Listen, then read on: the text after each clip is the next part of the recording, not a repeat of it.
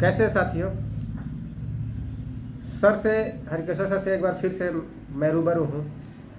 आज इनके कुछ निजी समस्याएं आ गई है समाज के लिए लड़ते हुए। सर का दिसंबर में सेवानिवृत्ति का 2 साल हो गया है, जबकि बिहार सरकार का नियम है कि 1 साल के बाद ही पेंशन चालू हो जाना चाहिए। 1 महीने के अंदर 1 महीने के अंदर 1 महीने के अंदर चालू हो जाना चाहिए। लेकिन हो सकता है कि सर समाज के लिए लड़ रहे हैं, सामाजिक लड़ाई लड़ रहे हैं, मुद्दों पर लड़ रहे हैं, हो सकता है इसलिए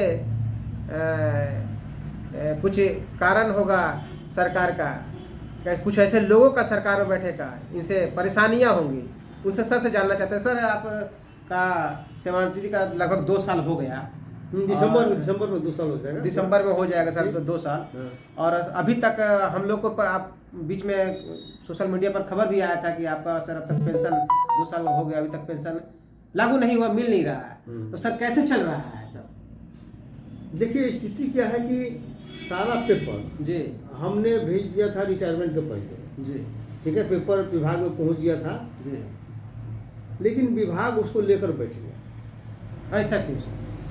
उसमें विभाग लेकर बैठ गया। दरअसल था क्या कि उसमें ये भी एक नियम है जी कि किसी भी रूप में आपको पेंशन को नहीं रोकना है। ठीक है जी अगर इनके खिलाफ, हमारे खिलाफ या किसी खिलाफ अगर कोई कार्रवाई चल रही है जी। या कोई मैटर, अगर मान लीजिए कोई मामला मान लीजिए है, विभागीय बैठक विभागीय कोई मैटर है जी तो उस कार्रवाई चलते रहेगा। जी। लेकिन आप मैक्सिमम जो है उसमें से 10% पेंशन रोक के 90% आप स्वीकृत करके आप दे दीजिए, ये नियम है। अच्छा मेरे मामले में ऐसा करने में 1.5 साल लग गए। जी 1.5 से पौने 2 साल लग गए। ठीक है जी और पौने 2 साल भी जल संसाधन विभाग ने स्वीकृत किया भी। हाँ। 90% मान ली किया भी जी। तो वो बिना दस्तखत के भेज दिया जी को। अच्छा जो पेंशन पेपर है जी जी सर। जो जरूरी है तो उस पेंशन पेपर पर विभाग ने दस्तखत ही नहीं किया, अब भेज दिया एजी को। जी और एजी के यहाँ गया तो एजी का मान लें कि नियम है कि 30 दिन, अभी मतलब 45 दिन के बाद ही मान लें करता है कि 45 दिन के अंदर आपको कर देगा।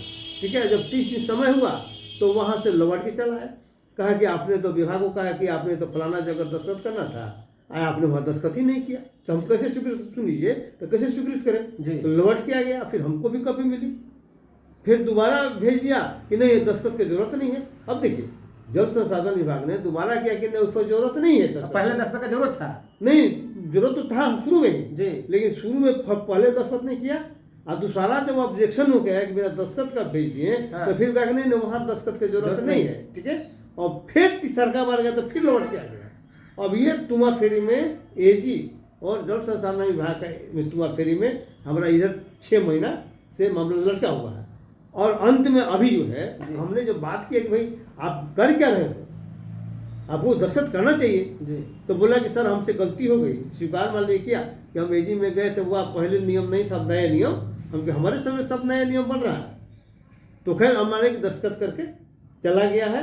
अब मान लिया हमको लगता है कि 7 तारीख को किया था, तो आज कितना दिन हो गया, आज 21 तारीख हो गया जी। 14 दिन हुआ और 15-16 दिन वेट वाले करते हैं एजी में, लेकिन एजी में समय लगता है ना।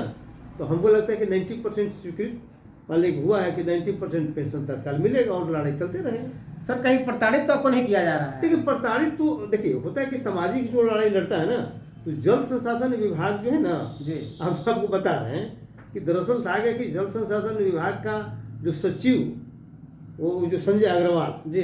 तो संजय अग्रवाल गया में डीएम थे। अच्छा ठीक है जी जब हम वहाँ सुपरिटेंडिंग इंजीनियर थे। ठीक है और सुपरिटेंडिंग इंजीनियर का पद डीएम से ऊंचा होता है। ठीक है जी तो सुपरिटेंडिंग इंजीनियर को मीटिंग बुला नहीं सकते हैं, मीटिंग में उनको राइट नहीं है कि सुपरिटेंडिंग इंजीनियर को कमिश्नर मान लीजिए कि उसको प्रतिहत कमिश्नर बुलाएगा जी। इस एक बार इनका पिन हमको टेलीफोन किया जी कि साहब आपको बुला रहे हैं। हमने क्यों मैं जाऊँगा, मैं नहीं जाऊँगा, वो डीएम है, अगर जरूरत होता है जाइए मेरे यहाँ, मैं उनके यहाँ क्यों जाऊँगा, है कि नहीं जी। क्योंकि उनको बुलाने का राइट नहीं है। और उसी को लगता है कि उनके दिमाग में बात थी, इसीलिए जानबूझ के वो अग्रवाल जो है लटका के मान लेके रखा था। अब अग्रवाल हटा तब मान लेके धीरे धीरे शुरू हुआ, लेकिन इसमें भी बिना दस्तखत के आया गया 2 बार 3 बार मान लेके हो गया, तो 2-3-4 महीना तो ऐसे ही समय मान लेके बीत गया। तो कोई ना कोई, चूंकि देखिए विभाग का जो काम जो चलता है ना बहुत गलत तरीका से चलता है। अगर समय पर आप नहीं लगिएगा, आप पैसा नहीं दीजिएगा, आप पैरवी नहीं करिएगा, तब कोई भेजेगा ही नहीं। तो आप सर शुरू से सामाजिक लड़ाई लड़ते हैं, हमने किया काम आपके नहीं। साथ सर ऐसा हो रहा है तो बताइए, जो साधारण लोग हैं वो बिहार सरकार में नौकरी ढूंढ सकते वही कह रहा है ना। लेकिन हमने कहा कि देखते हैं कितना दिन तक तुम को रोक कर रखते हो भाई, है कि नहीं। देखो लिमिट वाले होता है ना, लेकिन हमने धैर्य रखा।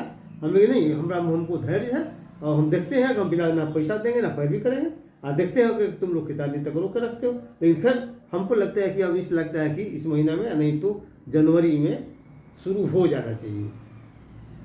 लेकिन इसके बावजूद भी अभी और भी मामला मालिक एक मामला में फंसाए हुए है। मैं आपको बता रहा हूँ, आज जो मामला जो 10% जो काट के दे रहा जी, तो योजना विकास विभाग का मामला है। एक आरोप लगा दिया, गलत आरोप लगा दिया, तो आरोप लगाया एग्जीक्यूटिव मेयर को जी, और उनके चलते मेरे पर लगाया। ठीक है अच्छा जी, कि एग्जीक्यूटिव मेयर आपके अंडर में थे और मतलब इस तरह से हो गया, और एग्जीक्यूटिव मेयर बरी हो गया और आपको पैसे कर दिया। नहीं, एग्जीक्यूटिव बरी हो गया, उसको सब पेंशन मिल रहा है जो मतलब कि जिस पर आरोप था मेन, है कि नहीं। हमारा अभी तक मामला लटका हुआ है। तो ये चूंकि ये भेदभाव जो है ना, कास्ट का ये बाधा है, लड़ाई लड़ने के चलते, रिजर्वेशन पर उससे लड़ाई होने के चलते बहुत से मान की ताकतें हम लोग के खिलाफ मान की थी, तो वो लोग कुछ कुछ मान के लगाते रहता है, और सरकार का भी हो ना कहीं से मान कुछ मदद। साथियों देखिए, ऐसा बात है, जो शेड्यूल कास्ट या शेड्यूल ट्राइब से आते हैं, आरक्षित वर्ग से कहिए जो आते हैं, उनको या नौकरी में हो या राजनीति में हो या सोशल वर्क में हो, उनको हर जगह प्रताड़ित किया जाता है, अपमानित किया जाता है। अब सर जैसा व्यक्ति जो छात्र राजनीति में रहा है और पूरा जीवन अपना नौकरी में रहते हुए समाज के सेवा में बिताया है, रिटायरमेंट के बाद भी उनको प्रताड़ित करने का कहीं से भी कोई कसर नहीं छोड़ा जा रहा है। आप इस पर क्या विचार रखते हैं, राय रखते हैं, कमेंट बॉक्स में कमेंट कर सकते हैं। खैर आगे मिलते हैं अन्य विषय पर। इन सभी के लिए सुनने के लिए बातों को जय भीम, जय भारत, जय संविधान।